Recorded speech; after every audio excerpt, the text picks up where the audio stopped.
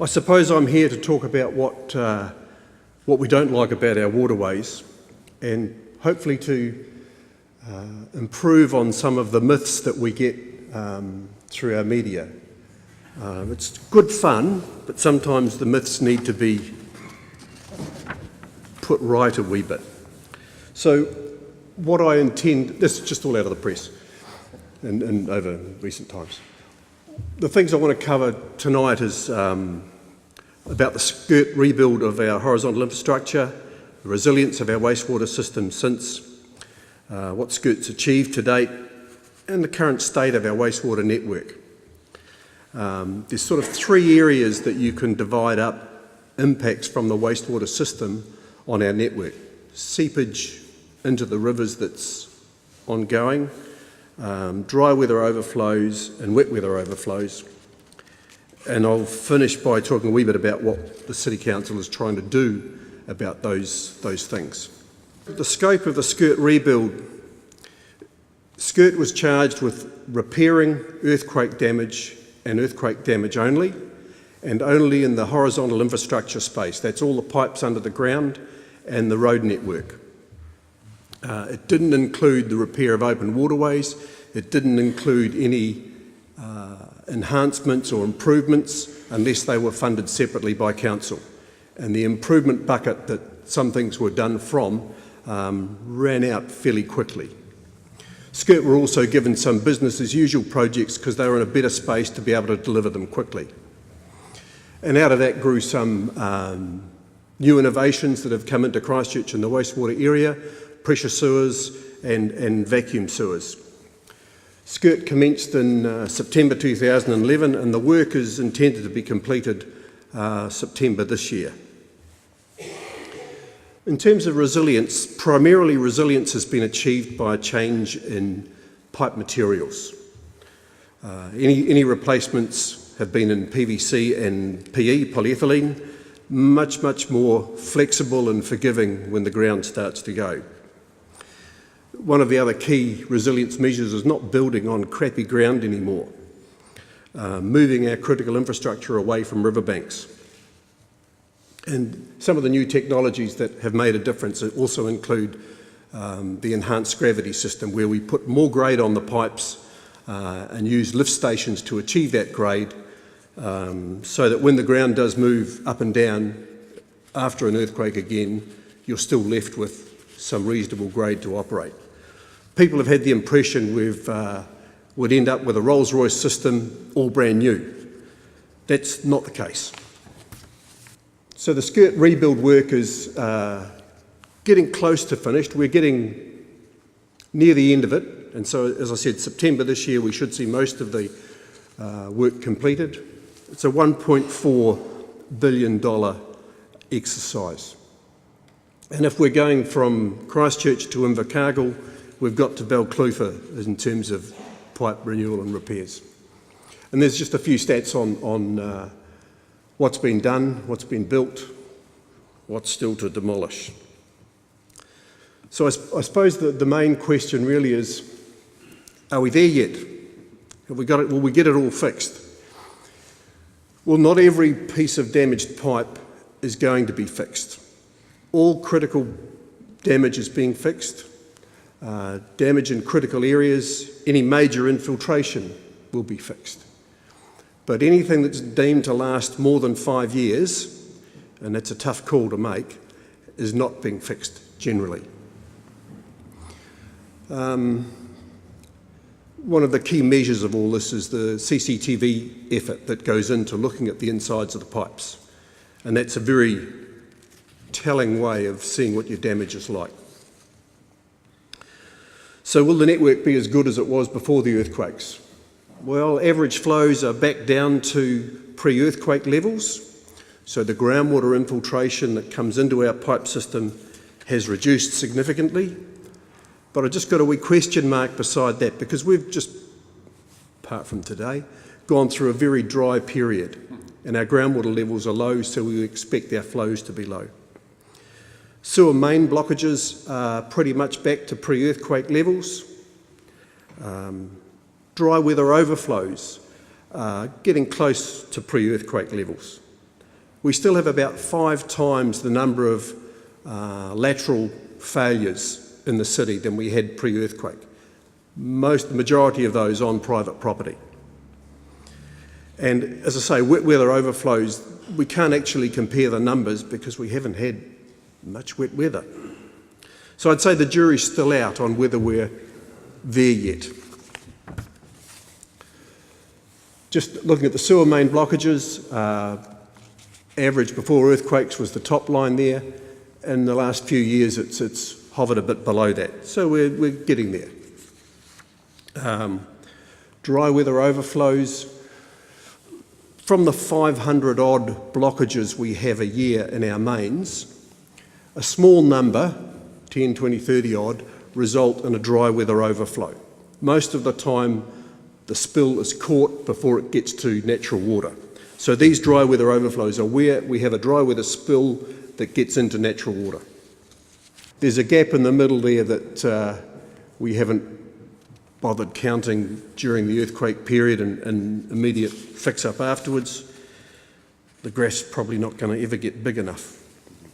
But in terms of what a dry weather overflow looks like, what's happened here in the street, the main is blocked for whatever reason. The manhole in the middle of the street has allowed the water has backed up and come out under the lid of that, and it's ended up in the sump, and that'll end up in the stormwater and into the river. So that's what we mean by a typical dry weather overflow. If I pop along now to seepage from the wastewater system into the stormwater, some recent ESR work looked at tracking the sources of fecal contamination. And there's some that comes from human influences, but a lot of ducks and dogs input as well. And we're not sure if we've always had the seepage, both pre-earthquake and now, because previously we didn't have the science to be able to source or identify the source of the fecal contamination. But the mechanisms for this are pipe-to-pipe connections, where a sewer pipe might inadvertently be connected to a stormwater pipe. We found a couple in the rebuild that's helped us. And seepage from broken pipes into the pipe bedding material or into a stormwater pipe. So that's where that potential seepage from the sewer system can get in. This one just highlights 2 sites in dry weather flow that showed human fecal contamination. In wet weather, most of them did, from that ESR study done before Christmas. In terms of dry weather overflows, they're caused by blockages in the pipes from fat, oil and grease, wet wipes, the ice block stick that gets jammed in the joint and catches everything, tree roots, and just broken and collapsed pipes. Dips and grades, where the pipe dips, can collect solid material and block as well. And sometimes contractors who drill ducts for Enable and your fibre and all that go right through the sewer pipe. Not very helpful. But generally our dry weather overflows are smaller in volume, typically in small pipes because they're more prone to blockage, and they drive the maintenance effort, the repairs, the CCTV and renewals, root spraying. The picture on the top right there shows a curtain of roots in the end of that pipe that has caused a blockage, and just the next one is just broken pipes. So what's the impact? Well, the main impact for the dry weather overflows is the fact that they're totally unacceptable culturally. Sometimes the bacteriological impacts are small and short-lived. Sometimes there's some unsightly debris to pick up and remove. But they're generally of small volume and diluted into the rivers when they get there.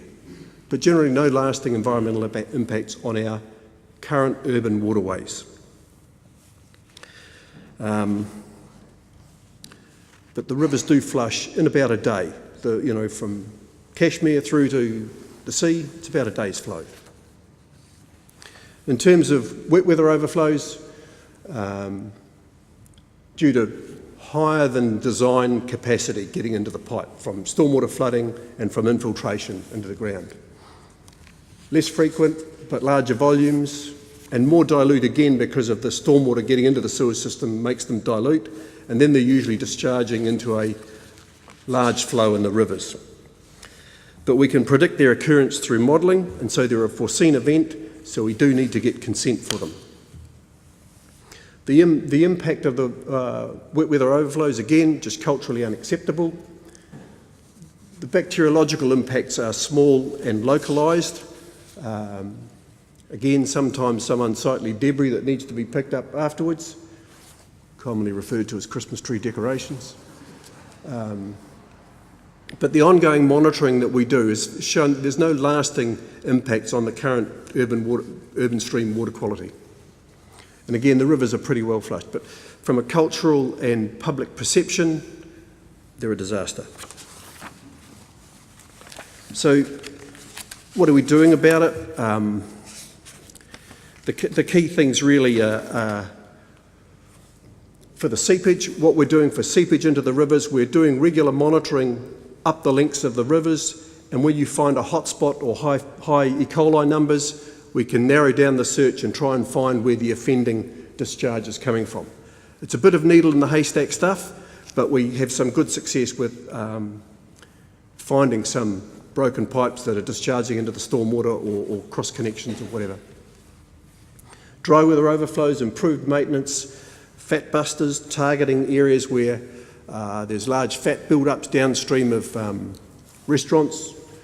The strip along the Avon was a classic spot for plenty of fat blockages. Root cutting, root killing, and new technology now around monitoring levels in the sewers and things like pole cameras where you can quickly stick a camera down the manhole and see quite a distance up the pipe.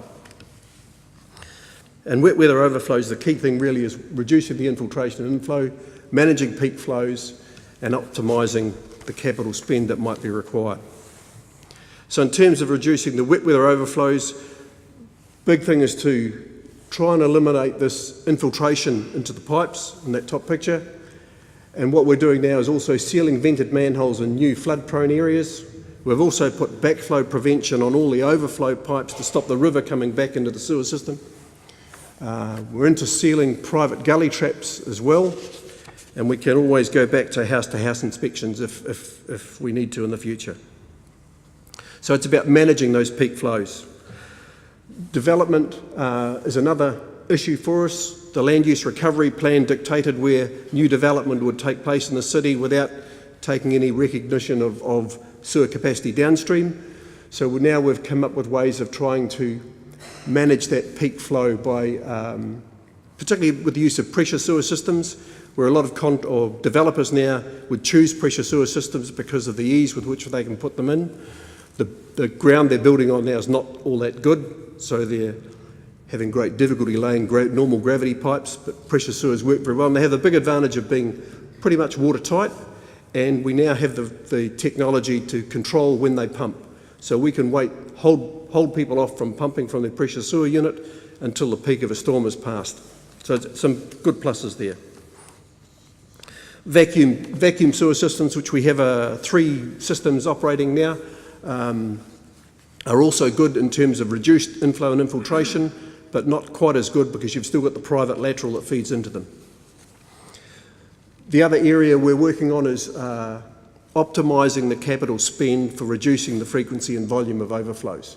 Because, to be quite honest, elimination of wet weather overflows is simply not affordable today. We'll get there one day, but it won't be in my lifetime. Or Belinda's, she's much younger. So really it's about trying to seek the best solution to get the best bang for the buck. And our main aim is to try to determine what's the end game we're after. And really it's about improved water quality in the rivers. So it's identifying what achieves that for you. But improvements are possible. And in terms of optimising the capital spend, there's a number of options we have available to reduce overflows, and it's really a question of using the right information, the right packages to identify the optimum combination of solutions that gives you that best bang for the buck. And it's also a situation of what standard do we want to meet today, next year, 10 years. And currently we're doing some work around 6-month, 12-month and 36-month standards. The standards being a 6-month standard refers to a 6-month ARI, so no average return interval. So no overflows for 6 months, no more than one every 6 months, or no more than one every 36 months. Take your pick, but whatever you pick, it will cost you. So the black line there is the upfront capital cost to achieve those different standards of overflow frequency, just looking at the upgrades of pipes only. Now, when we finish this process of looking at all the different types of options, that total cost will come down. But we're talking over 50 years, $500 million cost to get to the 36-month standard currently. Bangs for bucks. So to get to a 6-month standard, another way of measuring this is to look at what do you have to spend for each cubic metre of overflow abated or reduced or done away with.